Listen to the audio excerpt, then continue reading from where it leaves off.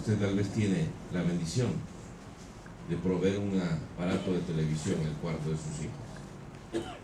No sé si es tan bueno, pero en fin, usted decidió hacerlo. Usted decidió darle un iPad, porque ahora los niños ya no nacen con el pan bajo el brazo, sino con el iPad o el iPhone. Usted no le provee cosas espirituales. ¿Cuál es el beneficio de ello? Usted se ha sentado alguna vez a contarle la historia de Abraham, de Isaac, de Jacob, de Moisés, de Josué, de Samuel, de David, de Salomón. ¿Quiénes son esos, pastor? ¿Son jugadores del Valladolid? ¿Del Real Madrid? ¿De dónde es ese cuadro? Somos capaces de saber muchas cosas y no somos capaces de invertir tiempo.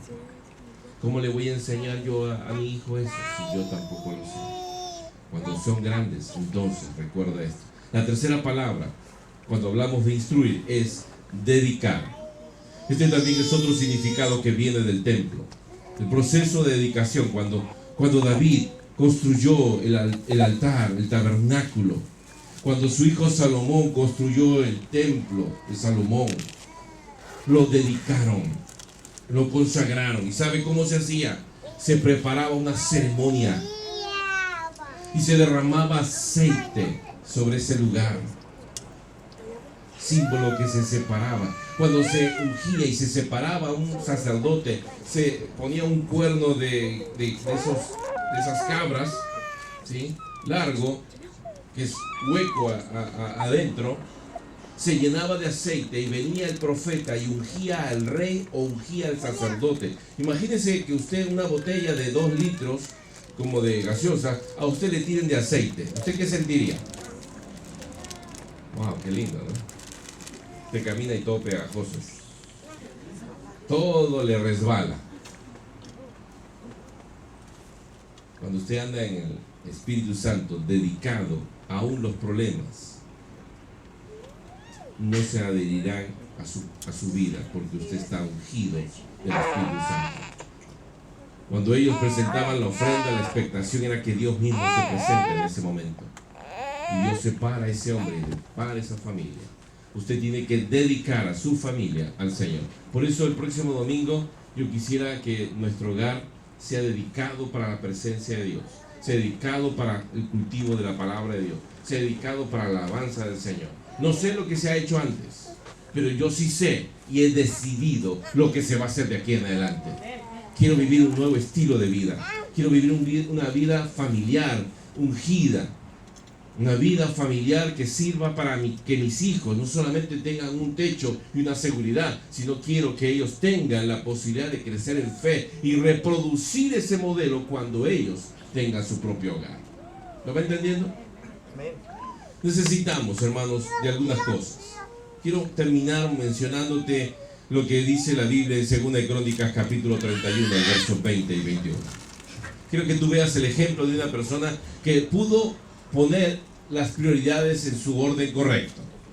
2 de Crónicas capítulo 31, versos 20 y 21. Quiero hablarte del rey Ezequías.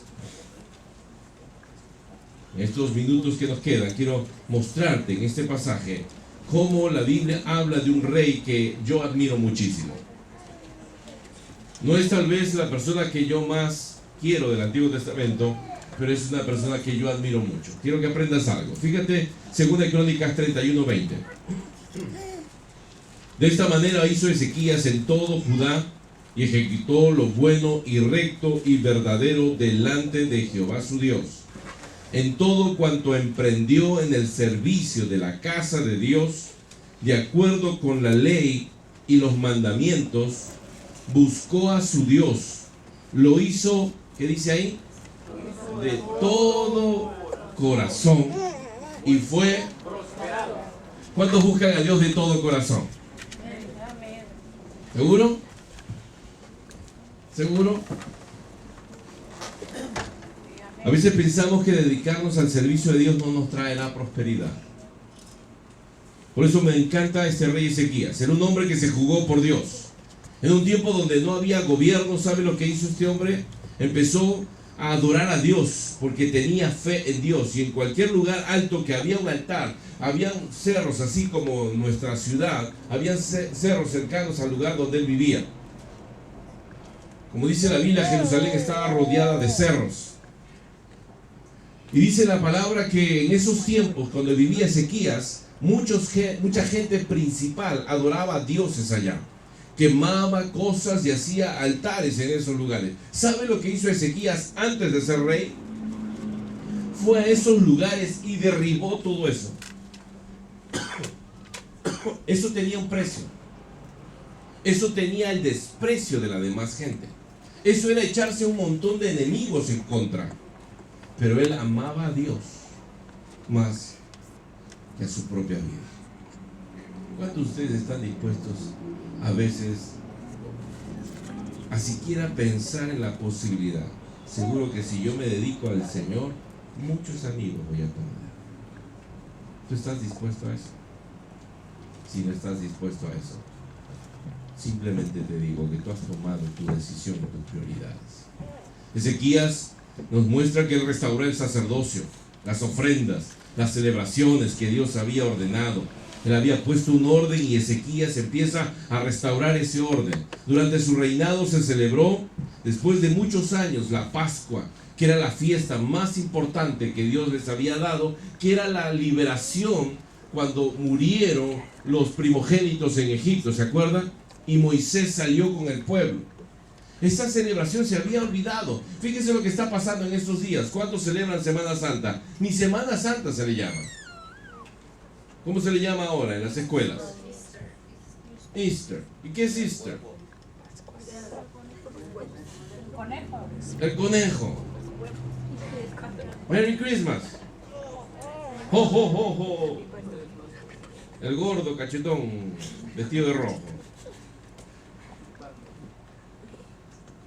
Se está sacando a Dios cada vez más y más de nuestras vidas. Ezequías dijo: no, basta.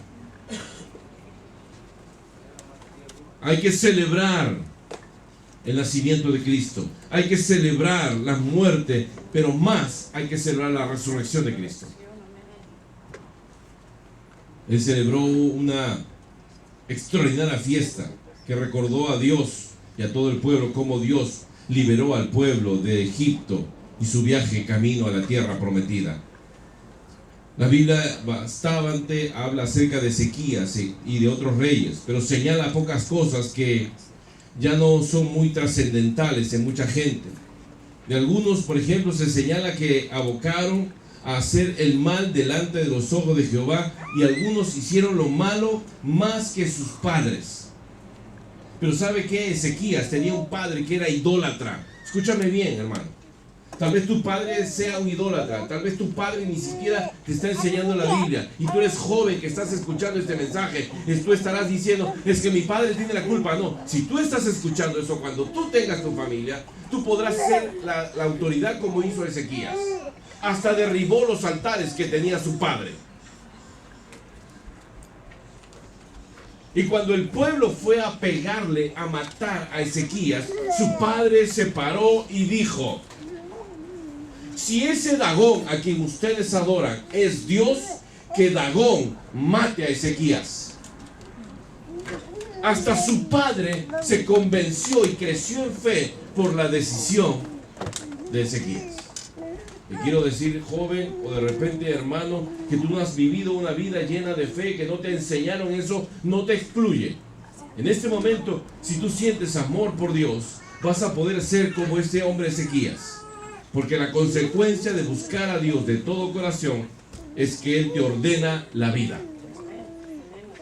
¿Cuántos de ustedes han perdido una vez dinero? ¿Cuántos han perdido dinero? ¿Y lo encontraron? ¿Alguna joya perdieron en su casa? Un aretito, eso de diamantito, se le cayó. ¿Usted qué hizo? ¿Y cómo buscó? ¿Apagó las luces? ¿Cerró las cortinas? Más bien al contrario, a veces se están metidos en los rincones, hasta busca linternas, reflectores, prende más luz con tal de encontrar lo que se ha perdido. ¿Sabe que cuando tú quieres volver a encontrar a Dios, vuelve a pedirle a Dios que Él se encienda a través de su palabra. Lámpara es a mis pies tu palabra y lumbrera a mi camino. ¿Tú estás seguro en esta mañana de tomar tus decisiones y tus prioridades? El lío se armó en la vida de Ezequías, dice en 2 Crónicas capítulo 32, después que todo lo bueno que hizo Ezequías. ¿Sabe lo que sucedió después, al final, después de ser fiel a Dios? Lea lo que sucede ahí en el versículo 1 de capítulo 32, 2 Crónicas 32:1. Después de estas cosas y de esta fidelidad que mostró Ezequías a Dios, vino Sennacherib, rey de los asirios, e invadió a Judá y acampó contra las ciudades fortificadas con la intención de conquistarlas. Viendo pues Ezequías la venida de Sennacherib y su intención de combatir a Jerusalén, tuvo consejo con sus príncipes y con sus hombres valientes para cegar las fuentes de agua que estaban fuera de la ciudad, y ellos le apoyaron. Entonces se reunió mucho pueblo y cegaron todas las fuentes y el arroyo que corría a través del territorio, diciendo: ¿por qué han de hallar los reyes de Asiria muchas aguas cuando vengan? Versículo 5. Después, con ánimo resuelto, edificó Ezequías todos los muros caídos e hizo alzar las torres y otro muro por fuera. Fortificó además a Milo en la ciudad de David, y también hizo muchas espadas y escudos. Ezequías decidió edificar con ánimo resuelto, con una actitud de coraje, en lugar de ponerse a llorar, porque el rey Sennacherib, un rey que tenía miles y miles, que lo superaba en número. Si usted ha visto la película 300, o de repente ha visto la segunda parte, ese rey medio pelón que se ve ahí con unos aretes por acá, que habla con voz media gruesa, ese representa ese poder de los babilonios y asirios que venían sobre estas tierras a conquistar. ¿Y sabe lo que hizo el rey Ezequías? No se puso a llorar. Hermano, cuando tú resuelves, escúchame bien, esto antes que termine. Aunque tú resuelvas seguir a Dios, ¿sabes qué? Se va a levantar un rey Sennacherib como Satanás para destruir tu vida. Y te va a rodear y va a querer influenciar en tu vida para destruirte. Pero si tú eres fiel, vas a ser como Ezequías cuando dice en el versículo 7: esforzaos y animaos, no temáis, ni tengáis miedo del rey de Asiria, ni de toda la multitud que con él viene, porque más hay con nosotros que con él. Con él está el brazo de carne, mas nosotros tenemos de nuestro lado a Dios para ayudarnos y pelear nuestras batallas.